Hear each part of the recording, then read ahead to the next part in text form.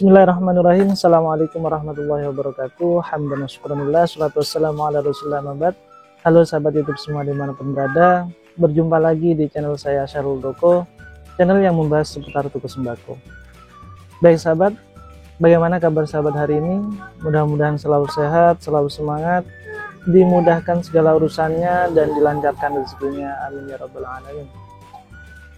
Baik sahabat, pada kesempatan kali ini saya ingin berbagi pengalaman mengenai apa sih suka dan dukanya ketika kita mengelola usaha sembako. Di sini saya akan berbagi terutama untuk para sahabat mungkin yang masih belum tahu tentang usaha sembako. Kemudian bagi yang sudah mengelola usaha sembako, mungkin ini bisa menjadi referensi, bisa menjadi acuan ya.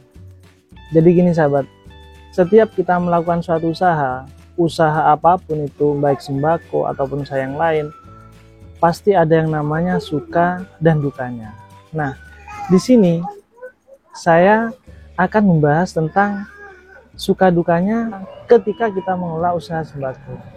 Baik, sebelum saya melanjutkan ke pokok pembahasan, mohon dukungannya dulu dengan cara like, komen, dan subscribe. Jangan lupa nyalakan notifikasinya agar supaya tahu video-video terbaru dari channel ini. Baik, terima kasih. Untuk yang pertama, sukanya adalah yang pertama yaitu usaha ini adalah milik kita sendiri. Besar atau kecil usaha ini, itu milik kita sendiri ya sahabat.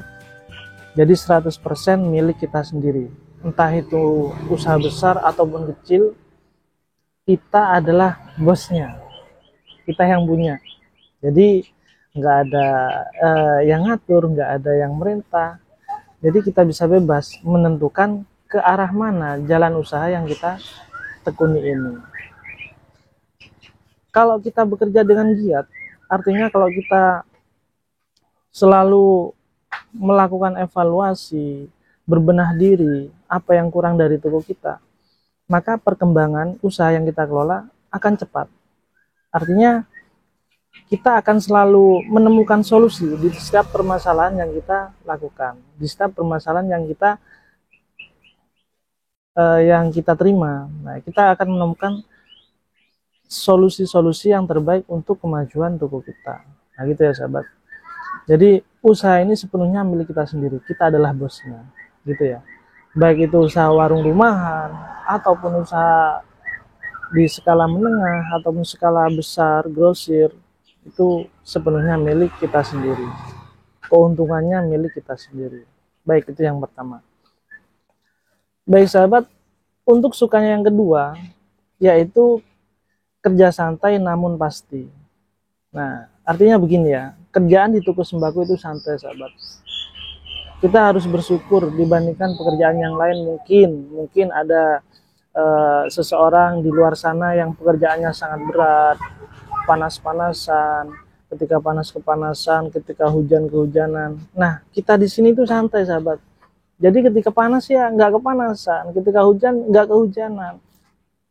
Terus apa yang kita bingung dari sini? Ayo kita nikmati usaha ini. Jangan sampai kita sering mengeluh karena cuaca atau karena apa. Itu semuanya sudah qadarullah ya, sudah Allah semuanya yang ngatur. Jadi kita terima saja, kita belajar cari cowoknya, belajar apa legowo gitu katanya.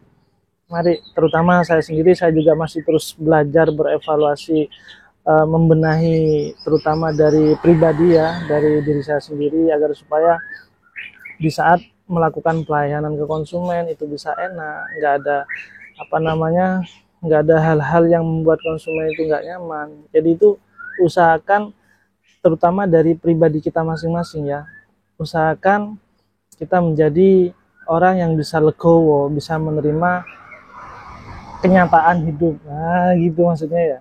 Jadi kerjanya santai namun pasti. Jadi untuk ini yang dimaksud kerja santai itu nggak ada tekanan yang terlalu besar, karena kita adalah yang punya. Jadi gitu ya sahabat.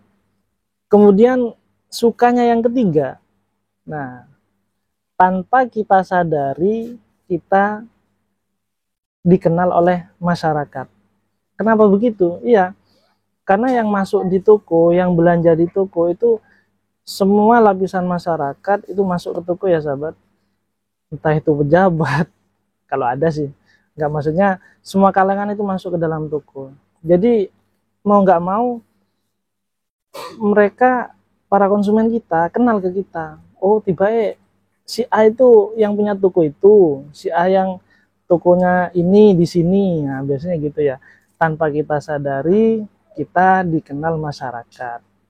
Tapi ya itu artis ya.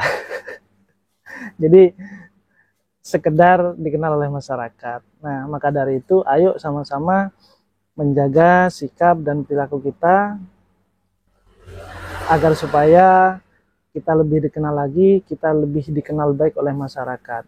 Efeknya apa? Kalau kita sudah dikenal masyarakat dengan baik, maka insya Allah mereka akan belanja ke kita. Jadi gitu ya. Untuk sukanya yang keempat adalah kerja tiap hari serasa hari libur. Kok gitu? Iya, karena di dalam usaha sembako nggak ada aturan yang begitu signifikan ya. Jadi apa namanya, serasa hari libur. Meskipun kita bisa bercanda sama anak-anak kita bisa apa namanya, bersosialisasi di dalam toko bersama istri kita. Jadi kita bebas ya mengajak istri kita, mengajak anak kita main-main di dalam toko, itu enak sekali ya sahabat. Apalagi bisa bercanda gurau dengan para konsumen kita, maka itu akan membuat hubungan kita dengan konsumen akan menjadi lebih baik, akan menjadi lebih dekat, ada ikatan batin ya. Jadi di situ ya, dengan begitu pastinya konsumen akan merasa, bahkan saya sendiri dulu pernah, bukan dulu sih, sampai sekarang pun banyak konsumen yang merasa dia itu menganggap sebagai malah seperti saudara sahabat ya. Jadi ada apa-apa mereka bisa curhat, ada apa-apa mereka bisa ngomong, bisa ngobrol, apapun masalah, kadang ya curhat tentang keluarga, ya kita dengerin, kita berikan solusi yang terbaik buat mereka. Jadi gitu ya sahabat.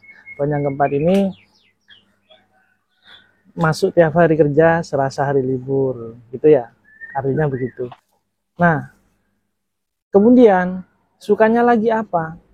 Sukanya lagi ketika kita mengelola usaha sembako ini, kita banyak mendapatkan program promosi dan banyak mendapatkan hadiah, reward. Dari siapa? Ya dari sales distributor, dari agen ini. Nah, itu sering ya sahabat. Jadi kadang kemarin aja ini seperti ini ya contohnya ya. Nah, ini saya punya,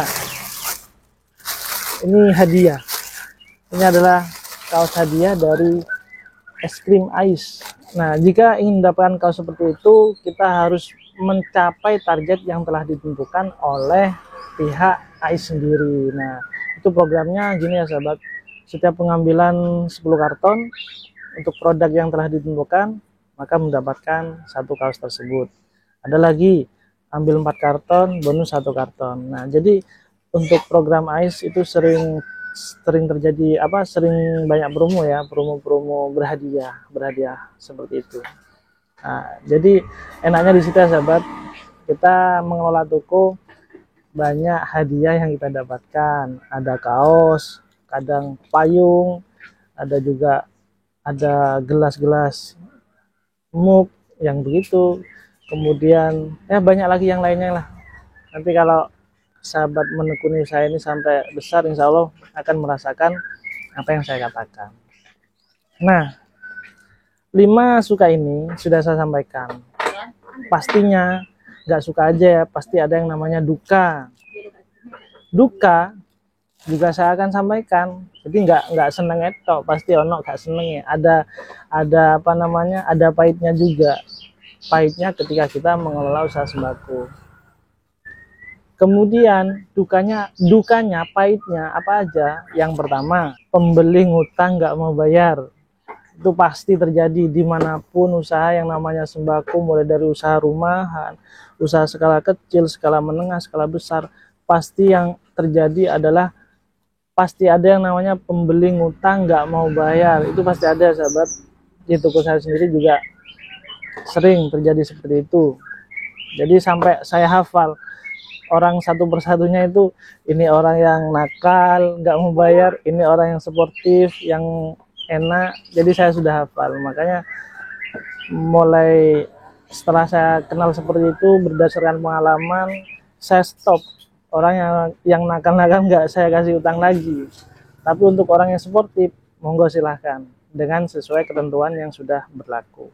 Itu yang pertama ya, pembeli ngutang nggak mau bayar. Kemudian nggak enaknya yang nomor dua apa?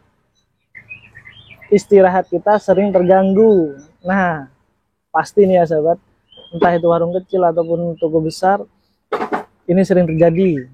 Kalau warung biasanya begini, udah tutup nih warungnya, seret, tutup. Dok, dok, dok, dok, Mbak cari tabung, masa kita tega nggak mau ngasih? Sementara mereka butuh, ya. Kemudian mau tidur lagi, wes kate kesirep. Udah mau kesirep, apa bahasa Indonesia, udah mau terlelap, dodok lagi, mau beli token, waduh. Jadi kita istilahnya sering terganggu. Saya lagi kemarin ya, setelah capek, mau istirahat, dok, assalamualaikum Pak, mau kirim es krim, mau kirim ini, sampai sehari sampai 3 sales itu ya sahabat. Jadi sudah selesai nih kiriman yang pertama, saya pulang karena kebetulan rumah sama toko nggak jadi satu ya. Saya pulang, dodok lagi, tok, ada kiriman Pak, kiriman dari produk ini, budal maneh. Jadi gitu ya sahabat, istirahat kita sering terganggu, tapi nggak apa-apa, itu namanya resiko pekerjaan yang harus kita jalani, yaitu udah resikonya ya sahabat. Kemudian yang ketiga, dukanya apa? Dukanya ketika banyak tagihan, banyak sales yang mau nagih, tapi uang kita kurang. Ayo gimana itu? Saya sendiri ya, jadi pusingnya minta ampun sahabat. Ketika banyak tagihan datang, banyak sekali, bayar ini, uang kita habis. Saldo yang ada di dalam juga habis. Bagaimana menyiasatinya? Kalau saya ke sales, jujur ya sahabat, jujur saya ngomong apa adanya. Kalau misalnya uang habis ya saya ngomong, mohon maaf mas, saya belum bisa bayar sekarang, saya titipin dulu. Bagaimana? Saya titipin sekian dulu. Jadi saya ya sahabat, saya sama ngaran itu saya titipkan dulu. Misalkan tagihannya 500.000, saya titip separuhnya. Jadi nggak saya lunasi dulu dengan alasan karena memang benar-benar belum ada uang. Jadi ya jujur begitu aja wes, mau gimana lagi. Memang usaha sembako butuh perjuangan yang keras, nggak segampang, nggak seindah yang kita lihat. Enak itu usaha sembako, sukses begini begitu. Tapi kan orang nggak tahu di dalamnya seperti apa, kita pusingnya seperti apa, mereka nggak tahu, kita yang tahu. Begitu ya sahabat. Semoga kita semua diberikan kesabaran dan bisa menghadapi semua permasalahan yang ada di toko sembako kita. Baik sahabat, itulah tadi suka dukanya ketika kita mengelola toko sembako. Sebenarnya masih banyak lagi ya suka dan dukanya ketika kita mengelola usaha ini. Namun kalau saya jelaskan sampai panjang, durasinya akan panjang. Mungkin sahabat nggak akan betah ya. Oke, baik, terima kasih. Cukup itu saja dari saya. Apabila ada kekurangan, apabila ada salah kata, mohon maaf yang sebesar-besarnya. Sekali lagi, bagi para sahabat yang masih belum berlangganan di channel ini, mohon dukungannya dengan cara like, komen, dan subscribe agar supaya channel ini terus berkembang dan bermanfaat untuk sahabat, untuk kita semuanya. Jangan lupa nyalakan notifikasinya agar tahu video-video yang saya upload setiap minggunya.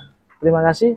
Akhirul kalam, wabillahi taufiq wal hidayah. Assalamualaikum warahmatullahi wabarakatuh. Salam semangat, salam sukses selalu.